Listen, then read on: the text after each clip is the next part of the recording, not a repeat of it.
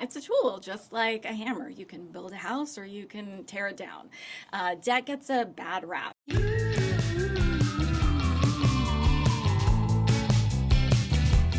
I do want to circle back on something you said earlier. So you talked about paying down debt with your extra money, but I also know you don't look at debt as good or bad. You always say it's a tool. What do you mean by that? It's a tool, just like a hammer. You can build a house or you can tear it down. Debt gets a bad rap, but it's not always the villain. It can be used to grow your overall net worth. So, good debt, bad debt is typically considered credit card debt versus a mortgage or student loans, right? So it's like good fat or bad fat. Bad fat being french fries, good fat being avocados. Now, you don't want to gorge on avocados all day long, but some of it is good for your overall financial health. So I think instead of labeling it as good or bad, really think of it as a tool and just make sure you're using it wisely. So, Nicole, do you have any tips for people who feel like they're buried under a mountain of debt?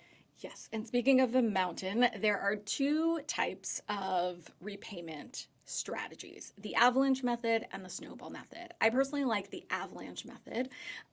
This strategy prioritizes paying off highest interest rate debt first because I think that interest is the real enemy here and you want to tackle the one that is growing quicker. So let's break it down. If you have credit card debt at 23% and a car note at 6%, you want to pay off the 23% interest rate first before moving down to the others.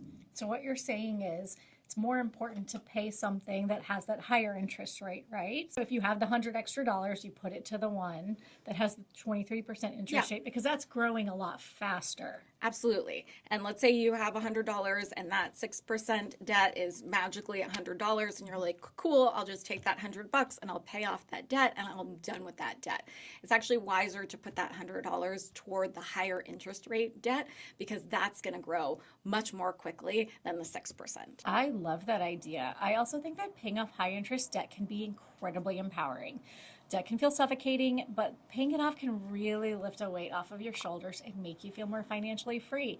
That is something we really push for at Desert Financial. You know, we want every one of our members to be financially free because you said money can't buy happiness, but it can bring you some comfort and stability or give you the chance to buy and do things that can bring you happiness.